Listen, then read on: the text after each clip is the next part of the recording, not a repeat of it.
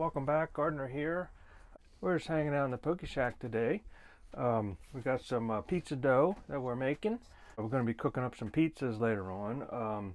We're also going to be, just doing some things around here. I want to get some firewood going. We got some chainsaw action, some splitting, some chopping, that sort of thing. We got to get stocked up on firewood for our cubic mini wood stove.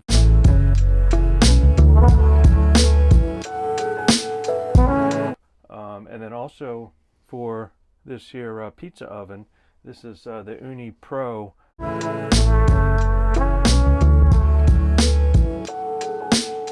So yeah, we got to get some of that firewood chopped up and get that together. I've been working on this dough for maybe 4 or 5 days.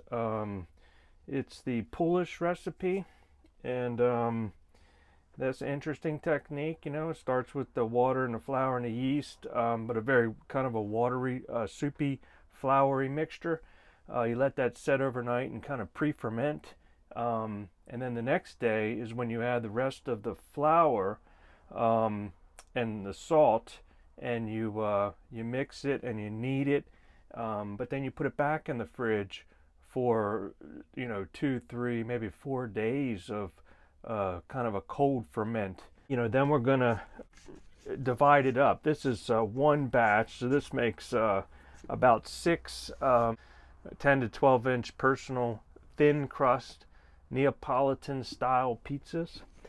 So we'll cut this up into 6 individual balls. We're gonna leave it set up here in the Poke Shack where it'll be nice and warm, and let those balls rise and just become really nice and ready for making some pizza. It's rather sticky, and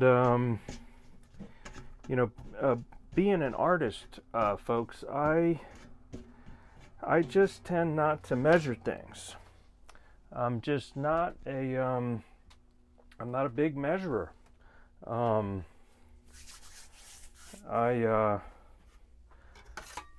So this particular batch is perhaps a little more hydration, a little more water than what I would normally, than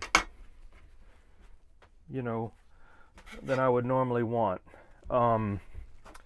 But it just takes a little bit different technique, a little different working. But it can be done. Yeah, it's just a little stickier. But sometimes a drier dough is more advantageous in some ways. But a drier dough can also be, a little more difficult to roll. But yeah, this is this is rather sticky dough, but it's still got some bubbles forming, so that means that the yeast is still very active and very happy. And we just shape it out, and this here is our dough tray.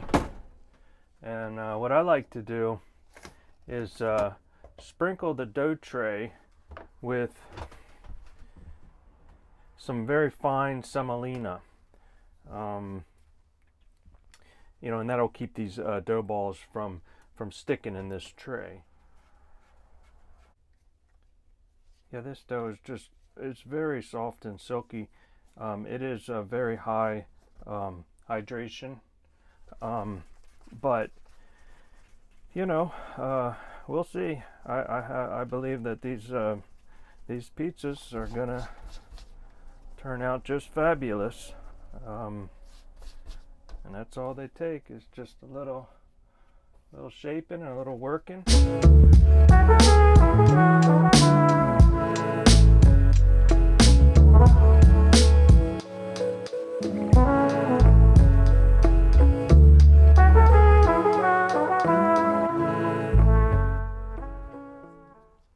But especially important for this dough is the flour This is you know, 00 flour from basically from Italy, and you just can't get away from using that good flour if you really want this this beautiful thin crust Neapolitan style pizza. You've got to start with the good flour, and that's the 00 from Naples, Italy. And then of course, like I said, the long cold fermentation process, which the start of it is the POOLISH. And you know, there's lots of videos online, and it's basically, you know, where I get my technique and my recipe.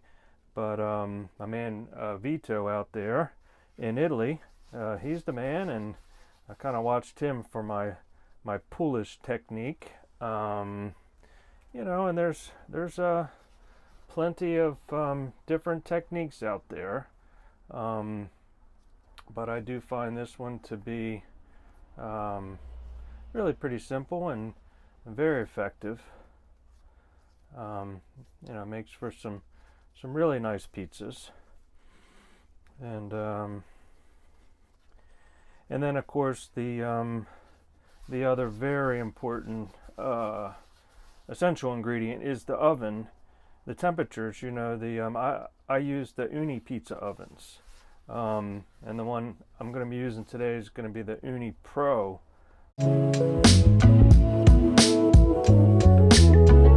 It's up to, you know, maybe at least 850 degrees Fahrenheit, so it's a very hot fire, and it being real fire, you know, real wood fire, is just exceptional.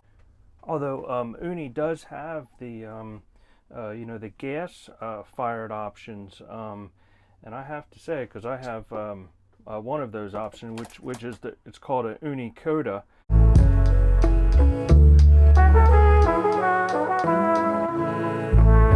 And I have the 12-inch version, and it's enough for, you know, one single personal pizza, 10 to 12-inch at a time. But I mean, it performs beautifully. You know, you just hook it up. It's very convenient. Hook it up to a propane bottle, and you can cook pizzas in you know, maybe 60 to 90 seconds. You know, you got to be really on top of it. And so that gas option is just a really nice option. I just, you know, I really love cooking with wood, but of course, you know, wood is it takes a lot more work, a lot more technique, a lot more skill to you know, combine the charcoal and the wood to get the right temperature and to keep feeding it, and it can be very messy and very labor intensive and inconvenient and everything else, but you know, the end results speak for themselves. It's just true art, and I do love the real wood, so that's what we're going to be doing today. But I do like to put just a little bit of olive oil. This olive oil has some chopped garlic marinated in it that I chopped up a couple days ago. It doesn't take much, you know, just a little bit, and especially with this dough being, you know, a bit high in the hydration. It's a little moist already, a little tacky. But anyway, folks, that's the beginning of our day. We'll do some dough making, and we're going to be chopping some firewood and getting that ready, and then you know, whatever other chores. I think we got to add some water to the pond. It's getting very low. It's been kind of dry. Yeah, so we're just going to get into a few things here, folks. So anyway, thanks a lot once again for joining us here at the Gardener. Well, once again, Bad Girl's not with us, but she's on and off, you know, the life of the diva.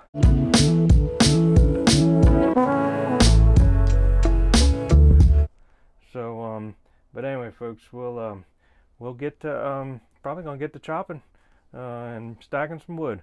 All right, let's get to it.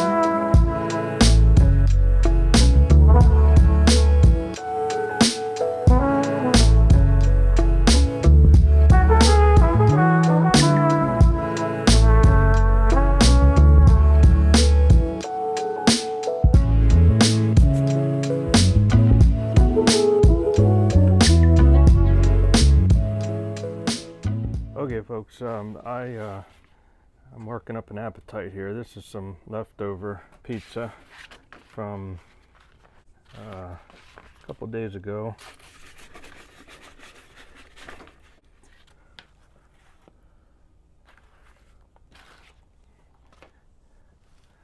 So we're just going to heat it up. This is the gas-fired Ooni Koda, the 12-inch. So it's not real hot right now. I mean, it's hot in there, it's going, but it's not up to pizza cooking temperature. So I just turned it on, and I'm just trying to heat up this leftover cranberry and walnut pizza with some crumbled blue cheese and goat cheese and some balsamic glaze and some honey. Yeah, so we're just we're just taking a little break and get a little snack in us, and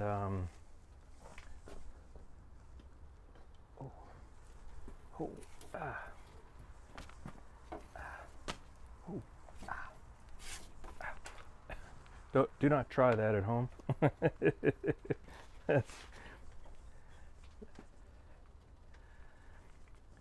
That's advanced Ooni Koda technique. That is very hot. Very hot, but I could smell that thing smoking, and didn't want to burn my little snacks, so yeah. Oh, I think it heated up adequately for a little. I don't know if this is, well, it's not breakfast. I've already eaten breakfast, so this is some lunchtime snack.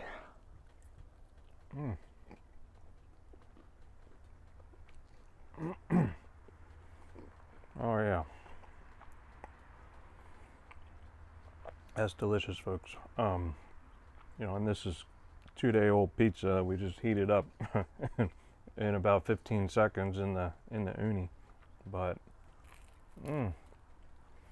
that will do for a little snack. Give us some energy. So yeah, I'm gonna go ahead and have my little snack here, and then we're gonna get back to chopping some wood.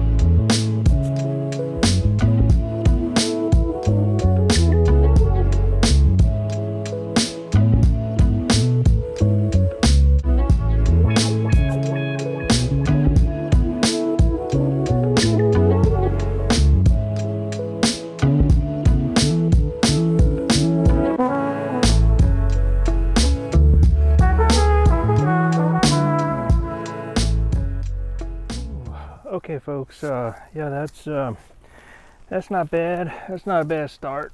You know, just get that busted up to that state. You know, this here, you know, is gonna, all of this is gonna have to get hand chopped. You know, into much smaller pieces. You know, to fit in the cubic mini wood stove and the pizza oven. But it's important to get it down to this stage so it can start drying out. It's very well seasoned. I mean, it's been dead for years. This was a dead tree, a dead oak tree, but it does need to kind of dry out, and a lot of times that can happen over 2 or 3 weeks. And so, you know, cutting it up like this and stacking it up on top of that that kind of barbecue situation I got going on there, and that'll really help to dry it out. And then of course, you know, as the winter progresses, we're gonna start chopping this up into smaller pieces, and you know, letting it dry out even further, and we'll have wood for you know, heating the POKÉ shack, and cooking our coffee, and making our pizza.